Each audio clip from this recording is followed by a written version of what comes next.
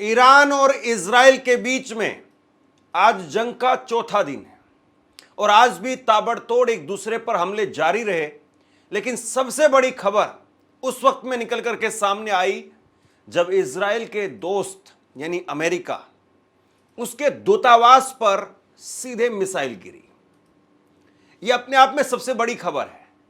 अभी तक इजराइल की राजधानी तेल अवीव, वहां पर हमले हो रहे थे और उन हमलों में लगातार जो है इजराइल के स्ट्रक्चर को ईरान तबाह कर रहा था।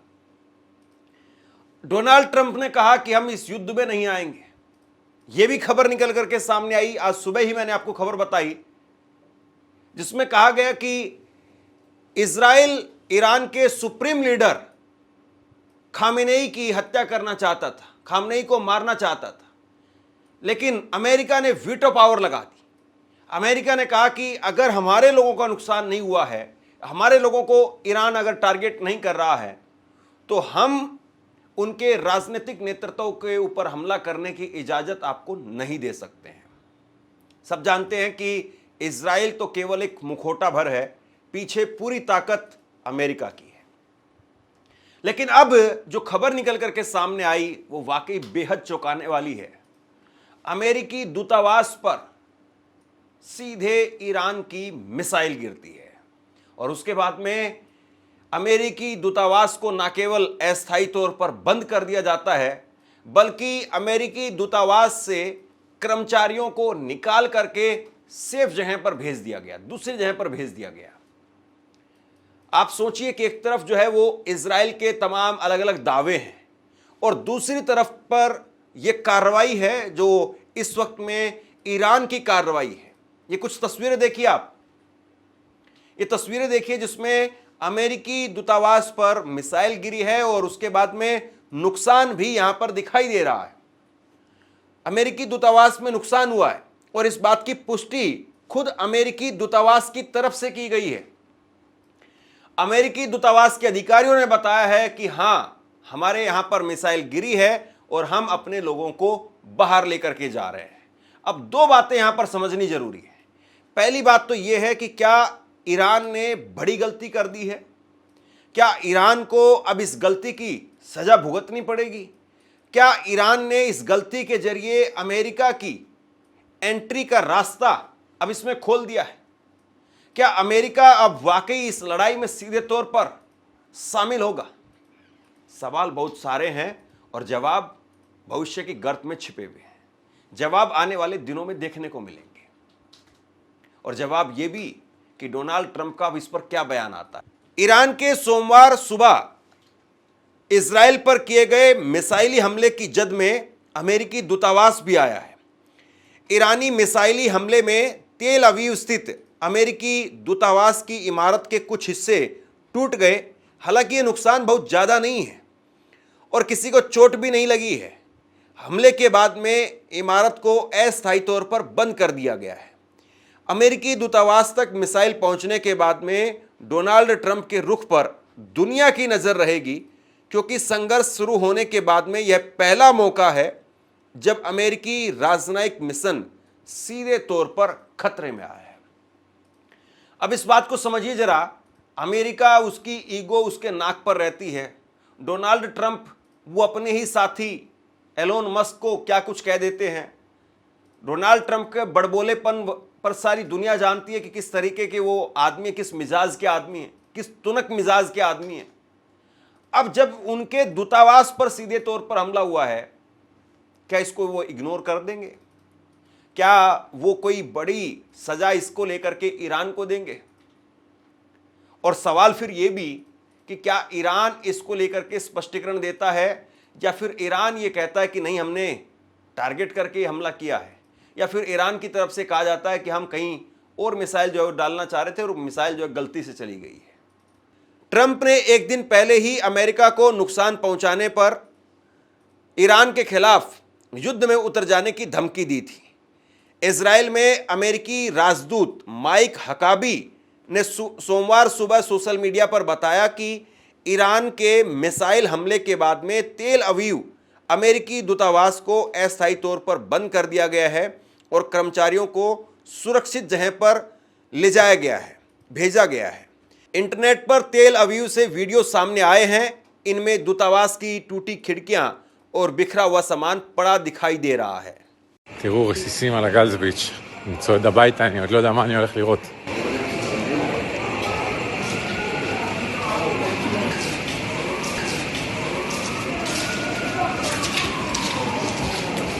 अब इस घटना का, इस हमले का क्या रिएक्शन होगा?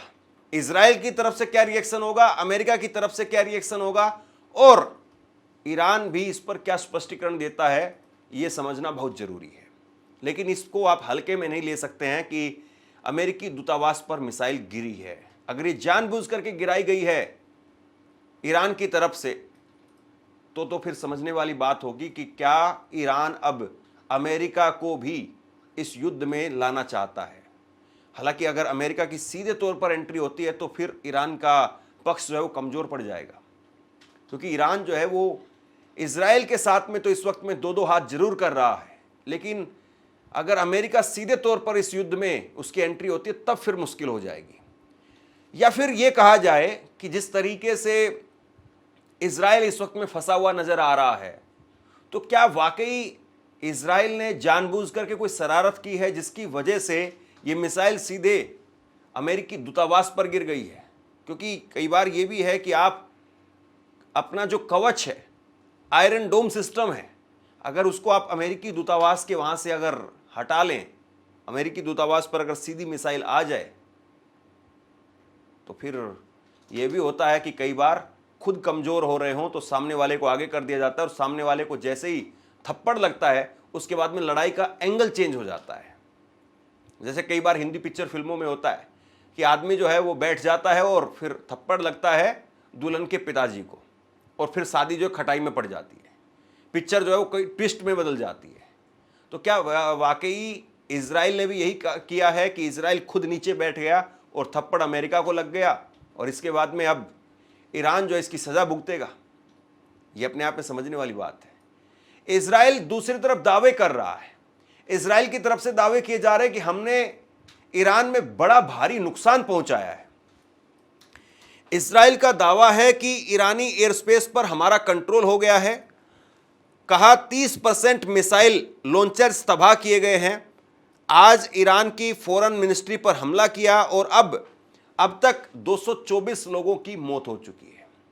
देखिए, इजराइल की तरफ से दावा किया जा रहा है, हालांकि एयर स्पेस पर कंट्रोल करना कोई आसान बात नहीं है, और जिस वक्त में खुद अपना एयर स्पेस वो बचा नहीं पा रहा है इजराइल, तो कब्जे की बात तो बहुत दूर की बात हो जाती है। खुद अपने एयर डिफेंस सिस्टम को भी मजबूत नहीं कर पा रहा है इजराइल, तो दूसरे पर आप कब्जा करने का दावा कर रहे हैं। दूसरी बड़ी बात यह है कि अगर 30% लॉन्चर्स वो तबाह कर दिए जाते हैं ईरान के अंदर, फिर ईरान की मुश्किलें बढ़ जाएंगी, क्योंकि ईरान फिर अगर हमले ही नहीं कर पाएगा और यहां पर 60% 70% अगर इजराइल ईरान से आ रही मिसाइलों को रोकने में कामयाब हो जाता है, तो उसके बाद में फिर स्थिति बदल जाएगी, क्योंकि इजराइल इस वक्त में भी ईरान का ज्यादा नुकसान कर रहा है। अगर मृतकों की संख्या को अगर आप देखें तो इजराइल में कम लोग मरे हैं, ईरान में ज्यादा लोग मरे हैं। तो ऐसे में अगर ईरान में ये नुकसान का जो दावा इजराइल की तरफ से किया गया है, अगर ये सही निकला, सटीक निकला, तो फिर ईरान की मुश्किलें बढ़ सकती है। इजरायली डिफेंस फोर्स आईडीएफ ने एक प्रेस कॉन्फ्रेंस में बताया कि पश्चिमी ईरान से लेकर के राजधानी तेहरान तक आसमान पर अब इजरायली एयरफोर्स का कंट्रोल है। आईडीएफ के मुताबिक इजराइल ने 50 से ज़्यादा फाइटर जेट्स, एयरक्राफ्ट से ईरान पर हवाई हमले किए और 120 से ज़्यादा मिसाइल लॉन्चर्स नष्ट किए हैं। यह ईरान के पास में मौजूद मिसाइल लॉन्चर्स का 1/3 है। इजराइल ने रविवार रात ईरान के विदेश मंत्रालय पर हमला किया। इसमें 100 से ज़्यादा लोग घायल हो गए। 14 जून को इजरायली सेना ने ईरानी रक्षा मंत्रालय पर हमला किया था। तो कुल मिलाकर के दावे वादे इस वक्त में खूब किए जा रहे हैं। यह भी कहा जा रहा है कि हमने उनके रक्षा मंत्रालय पर हमला किया, यह भी कहा जा रहा है कि हमने उनके मिसाइली लॉन्चर्स पर हमला किया। लेकिन बात यह है कि इस लड़ाई को क्या वाकई अब एक और आगे निर्णायक जंग की तरफ जो है वो इजराइल बढ़ाना चाहता है, क्योंकि ये बात भी बार बार कही जा रही है कि ईरान अपना परमाणु बम बनाने के तकरीबन करीब पहुंच चुका है। तो कहीं ऐसा ना हो कि परमाणु बम अगर ईरान बना लेता है तो फिर उसके बाद में इजराइल की क्या स्थिति होगी। अमेरिका भी इस पर पूरी स्थिति पर नजर रखे हुए है और अमेरिका के राष्ट्रपति डोनाल्ड ट्रंप वो यही बात कह रहे हैं कि जैसे मैंने भारत और पाकिस्तान के बीच में तनावपूर्ण हालात को जो है वो सामान्य कराया, वैसे ही यहां पर भी बिना खून खराबे के हम हालात को सामान्य करने में कामयाब रहेंगे। हालांकि यहां पर खून खराबा खूब हो रहा है। जितने लोग ईरान और इजराइल में मारे गए हैं इतने लोग भारत और पाकिस्तान में नहीं मारे गए थे। यह बात सही है कि भारत की सेना ने खूब नुकसान किया पाकिस्तान के अंदर, लेकिन पाकिस्तान की सेना वो कामयाब नहीं रही थी। लेकिन अब यहां पर जो सवाल है वो यही है कि क्या वाकई ईरान अगर परमाणु बम बनाने में कामयाब हो जाता है तो फिर उसके बाद में इजराइल का क्या होगा? क्या बिना टेस्टिंग के पहला परमाणु बम वहां पर चलेगा, या सब कुछ हो चुका है और इसीलिए इजराइल ने जो हमला किया और इजराइल के हमले में ईरान के परमाणु वैज्ञानिक मारे गए, वो सिर्फ और सिर्फ इस बात के लिए था कि वो परमाणु बम पूरा नहीं बना पाए। ईरान भी लगातार जवाबी कार्रवाई कर रहा है। सोमवार सुबह ईरानी सेना ने सेंट्रल इजराइल में कई जगह पर बैलिस्टिक मिसाइलें दागी। इसमें 8 लोगों की मौत हो गई जबकि 200 से ज़्यादा लोग घायल हैं। पिछले 4 दिनों के दौरान इजराइल में ईरान का यह सबसे बड़ा हमला है। ईरानी हमलों से इजराइल में अब तक 24 लोग मारे गए हैं जबकि 600 लोग घायल हैं।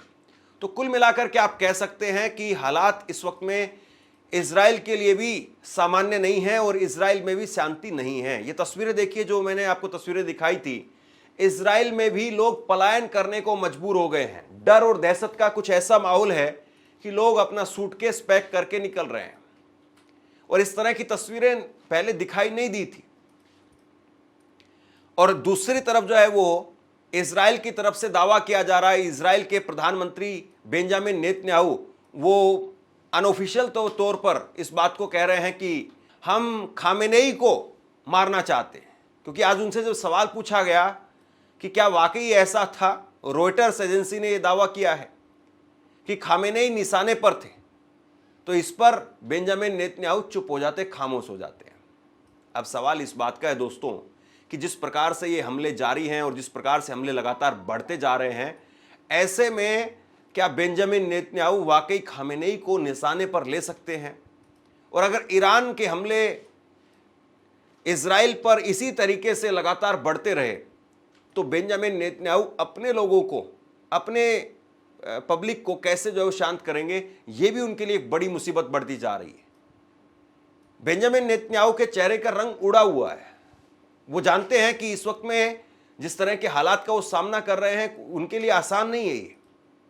और जिस प्रकार से इजराइल में नुकसान हो रहा है, बिल्डिंगों को नुकसान पहुंच रहा है, खंडर में मकान, बड़ी बड़ी गगनचुंबी इमारतें अगर वो तबाह हो रही हैं तो उसके बाद में वाकई ये तो कहा जा सकता है कि उनके लिए भी स्थिति आसान नहीं है, राह आसान नहीं है।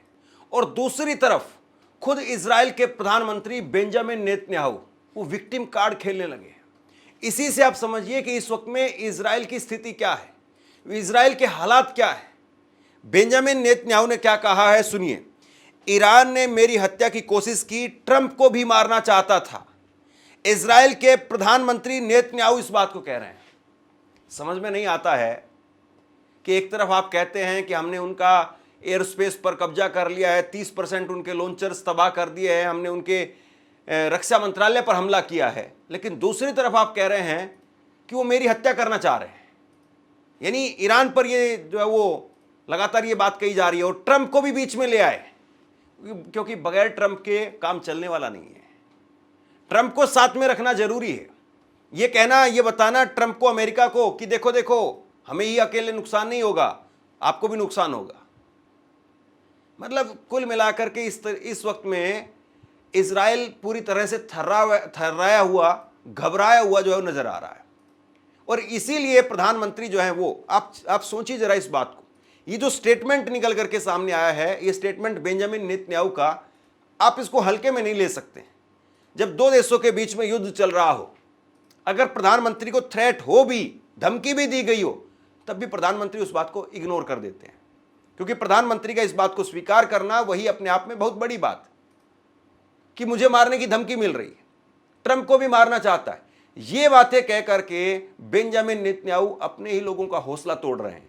ये बात कह करके बेंजामिन नेतन्याहू अपनी ही सेना और अपने ही लोगों का कहीं ना कहीं मोराल डाउन कर रहे हैं। और बेंजामिन नेतन्याहू के ये कहने के मायने क्या हैं? क्या वाकई ईरान की तरफ से ऐसी धमकी दी गई, या फिर बेंजामिन नेतन्याहू इस वक्त में कमज़ोर हैं और इसीलिए विक्टिम कार्ड खेल करके अमेरिका के सामने, अपने लोगों के सामने अपने आप को बेचारा साबित करने पर तुले हुए हैं? लेकिन जो भी है, बड़ा इंटरेस्टिंग है, बड़ा दिलचस्प है कि इजराइल के प्रधानमंत्री वो आज ऐसी भाषा बोलने लगे हैं। दूसरी तरफ ईरान देखिए क्या कह रहा है। ईरान कह रहा है कि इजराइल के हमलों के बीच में हम सीज फायर नहीं करेंगे। यह भी जो है वो ईरान की तरफ से स्पष्ट कर दिया गया है। ओमान, कतर, इनकी तरफ से यह कहा गया था कि हम मध्यस्थता करने के लिए तैयार हैं, लेकिन उन्होंने कहा कि हम सीज फायर नहीं करेंगे। सीज फायर का शब्द आपने कुछ समय पहले बहुत सुना होगा। सीज फायर क्यों किया गया, इस पर सवाल बहुत सारे सुने होंगे, लेकिन ये देखिए दो टूक जवाब देना कि हम सीज फायर नहीं करेंगे। ये इस वक्त में ईरान के सुप्रीम लीडर खामेनेई इस बात को कह रहे हैं। खामेनेई कह रहे हैं कि हम बिल्कुल भी सीज फायर के लिए तैयार नहीं हैं, और जो हमारे लीडर्स को मारा गया है, कमांडर्स को मारा गया है, हमारे वैज्ञानिकों को मारा गया है, उसका बदला हम लेंगे। तो ये बात कहना अपने आप में बहुत मायने रखता है। और जिस तरीके के हालात हैं, इन हालातों में ऐसी बात जब ईरान की तरफ से कही जा रही है, तो निश्चित तौर पर इजराइल के लिए खतरे की घंटी जरूर है। इस वक्त में बैकफुट पर ईरान को आना चाहिए था, लेकिन ईरान इस वक्त में बैकफुट पर नहीं है। बैकफुट पर कहीं ना कहीं बेंजामिन नेतन्याहू के स्टेटमेंट है, बेंजामिन नेतन्याहू का बयान है, जिसमें वो कह रहे हैं कि मेरी हत्या करवाने की कोशिश की जा रही है। और ये तस्वीर देखिए आप, चाहे दिन की बात हो चाहे रात की बात हो, लगातार मिसाइलें जो हैं वो इजराइल की राजधानी तेल अवीव पर पड़ रही हैं, और लगातार ईरान बड़ा नुकसान कर रहा है। रात में मिसाइलें ज़्यादा आती हैं क्योंकि रात में बचने की जगह कम होती है। कुछ तस्वीरें तो ऐसी भी निकल करके सामने आई थी कि इजराइल के लोग हाफ पैंट में, निकर में, बनियान में ही घर से निकल गए, क्योंकि रात के समय पर कपड़े उतार करके लोग सोते हैं आमतौर पर। और जब मिसाइलें गिरने लगी तो उनको इस बात का अंदाजा नहीं लगा, क्योंकि वो तो ये मान करके चल रहे थे कि हमारा आयरन डोम वो बचा लेगा हमें। लेकिन आयरन डोम के जो दावे हैं वो धरे के धरे रह गए, और मिसाइलें गिरने लगी तो उस वक्त में रात में ही लोग निकर, हाफ पैंट में ही घर से बाहर भागने लगे। तो कुल मिलाकर के ऐसे हालात इस वक्त में इजराइल के अंदर है, और एक एक दिन, एक एक रात वो इस वक्त में इजराइल के लिए भारी है। अब देखना यह है कि आज 5वीं रात है और किस तरीके से आज तस्वीरें निकल करके सामने आती हैं। शेयर कीजिए इस खबर को, लोगों तक पहुंचाइए, और आप क्या सोचते हैं नीचे कमेंट बॉक्स में लिख करके जरूर बताइए। धन्यवाद।